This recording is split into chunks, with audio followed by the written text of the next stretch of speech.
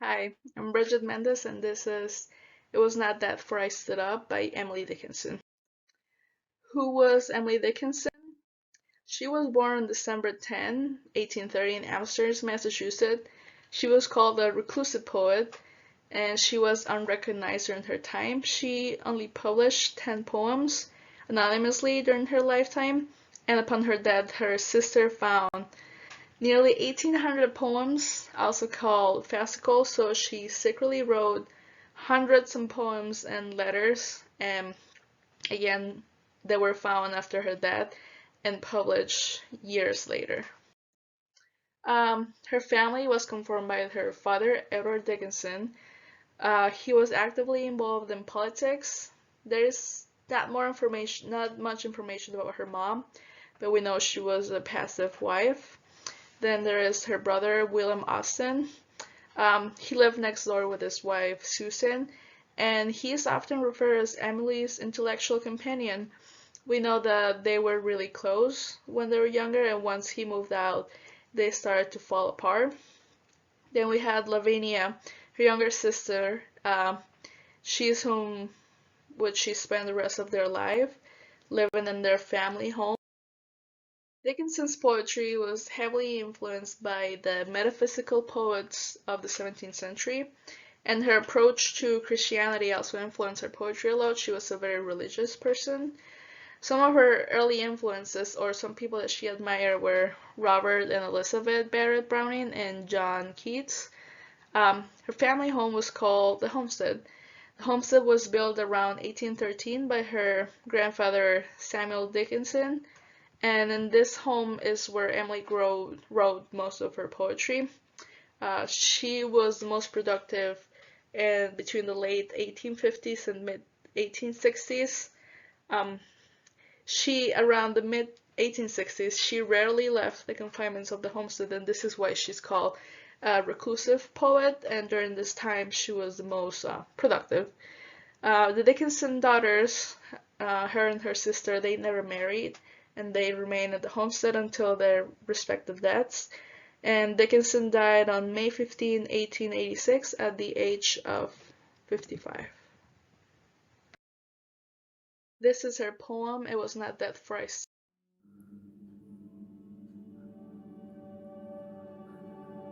It was not death, for I stood up, and all the dead lie down. It was not night, for all the bells put out their tongues for noon.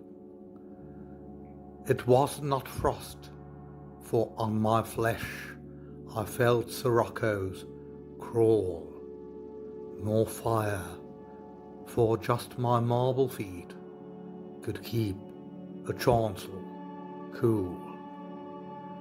And yet it tasted like them all, the figures I have seen, set orderly for burial, reminded me of mine, as if my life were shaven and fitted to a frame, and could not breathe without a key, and 'twas like midnight some,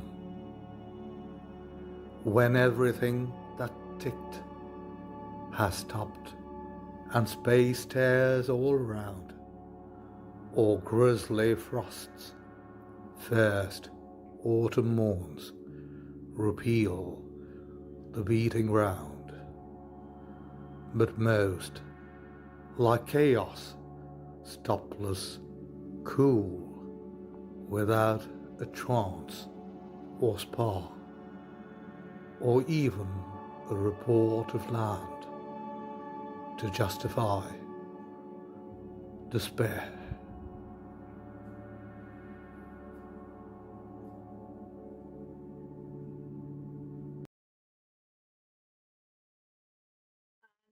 We can analyze her poem stanza by stanza. So this poem is a lot about understanding depression, um, mostly understanding the speaker's feelings. It talks a lot about death, fear, despair, loneliness, and loss of hope. Speaker is trying to understand an experience she lived or is living, but she is unable to name it.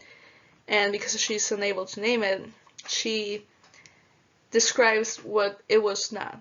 Because she doesn't know what it was, she says what it was not.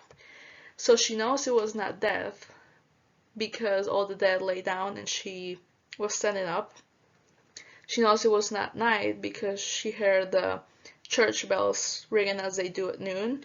And she uses simile here to make the bells as they were mocking her. She says they put out their tongues. This makes it feel like she was feeling objects around her. They were mocking her because of how she was feeling. She also knows it was not frost because she felt sirocco's crawl on her skin. Sirocco's are hot winds from the desert, and she also knew it was not fire because of her cold marble feet. She said it could keep a chancel cool.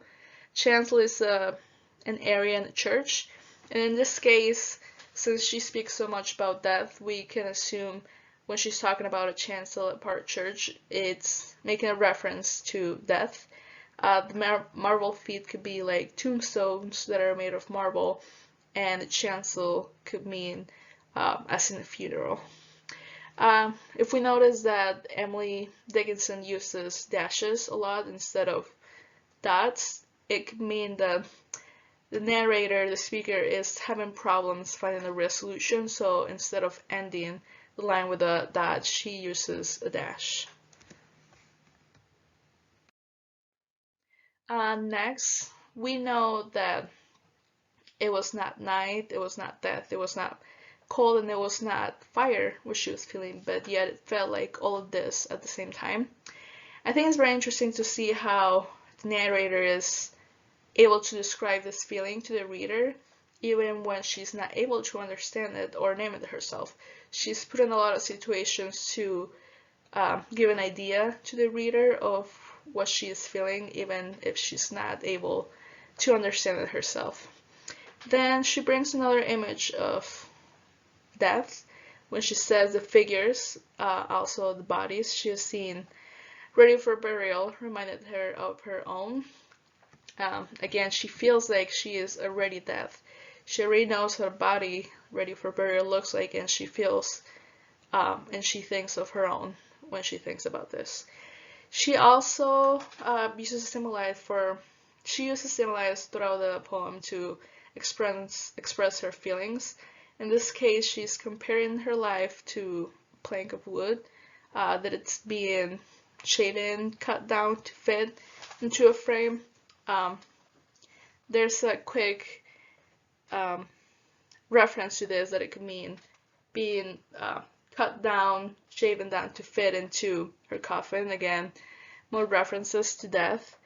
And in the next line, she's talking about a key. She needs a key. It could represent a cure, a way to fix her despair, or even this key could represent gateway back to reality. On the next, right here, the narrator uses a simile in this line that it's built from the previous line, where she talks about midnight. Now she references as a time, the time stop in midnight, and space is staring back at her. This makes a big reference, emptiness and nothingness. The empty space staring back at her, again, just like with the bells, she's feeling like objects or other things are mocking her for this feeling.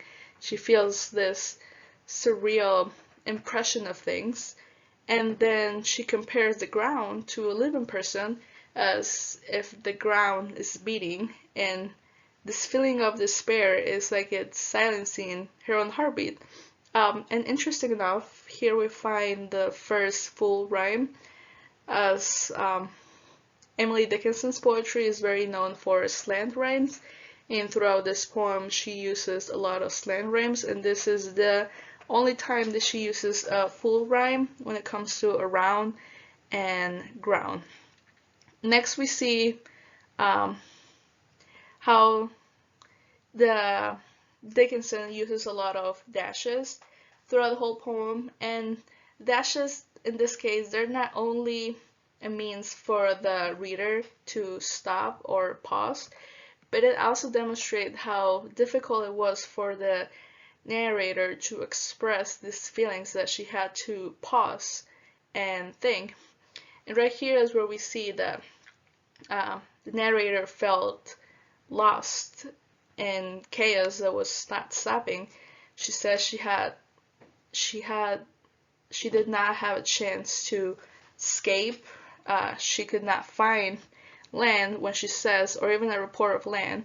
So she's using this symbol of this imagery of her being on the vast sea in a ship lost without a spar, and she is unable to find land. This land could mean reality of just the simple understanding of her feelings. So if she feels so lost that she cannot explain this, but she says if she was able to find land, or if she was able to find a meaning or find hope to understand these feelings, then she will be able to justify this despair. So this makes a lot of reference that if she was able to find hope, it will be easier for her to justify this pain, to make this feeling rational or even valid.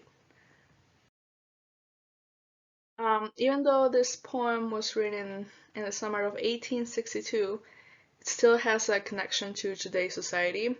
This poem talks a lot about depression and what the speaker and narrator was going through, feeling so lost and not able to unable to understand these feelings. Nowadays, mental disorders are among the most common conditions. Back then, depression or any other mental disorder was not really a thing. It did not really exist yet, or more like it did not have a name. And even though nowadays there's still a stigma around mental disorders, it's now, fortunately enough, we have more resources and better opportunities. We have people, especially they're able to listen and help us understand our feelings, just like Dickinson in this poem, the narrator not being able to understand their feelings. Nowadays, a person can have a hard time understanding their feelings as well, but fortunately enough, we have professionals that are able to help us understand these feelings. And just like in any piece of art, themes are subjective to the reader or the spectator, and in this case for me, I think that the narrator indicates that being unable to comprehend your feelings can be really hurtful, and I think it has happened to many people that sometimes you're just feeling, usually you might feel good, energized, but suddenly you might feel sad or a little low for no reason. And I think not being able to comprehend why you're feeling this way can be really difficult. It can be pretty frustrating to not know what's going on. Um, and I also see that the narrator indicates that finding hope can make it easier to bear your feelings. I also think that a lot of people can relate to this, and especially us at this age that we're trying to find ourselves. We're trying to find out what we want to do with our lives. And I think people can easily feel lost around this time, not being able to decide what you want to be. And I think, like in the poem, if we have hope, then we are able to bear these feelings, keep pushing, and try to find ourselves, try to find our way. And I think hope is the first step for that. And now the pattern of this poem. Well, this poem was written in ballad meter. The poem uses the ABCB rhyme scheme. However, like I mentioned earlier, Dickinson is known for slant rhymes or partial rhymes, and throughout this poem many times she used slant rhymes. The poem is really steady, but still Dickinson used slant rhymes. In this poem there's also the use of alliteration symbolism, imagery, and metaphors are used in this poem as well.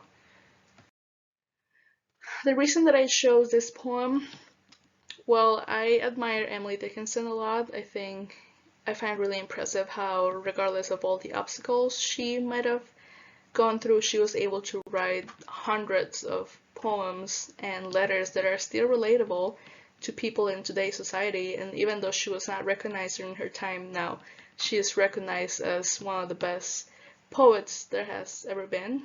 And the reason that I chose this specific poem is because I can identify to her feelings a lot in this poem. I've felt lost and without hope many times, and reading this poem, it helped me a lot. I think it's very encouraging to know that how much the world has progressed when it comes to mental disorders. Back then, by herself, she wasn't able to understand what's going on, but now the world has progressed so much, and we've accomplished so much when it comes to treatment and professionals and awareness of mental illnesses. And I think there's still much more learning and progress to do. So I think that's very encouraging, and this poem helped me see that. Now the questions that I have for the class are, the speaker is unable to name what she's feeling. What do you think the speaker is experiencing? Do you think if the speaker was able to understand these feelings, the poem will be different? And if so, how? And this poem was written in the 1860s. Do you think today's society can relate to the message? And thank you so much.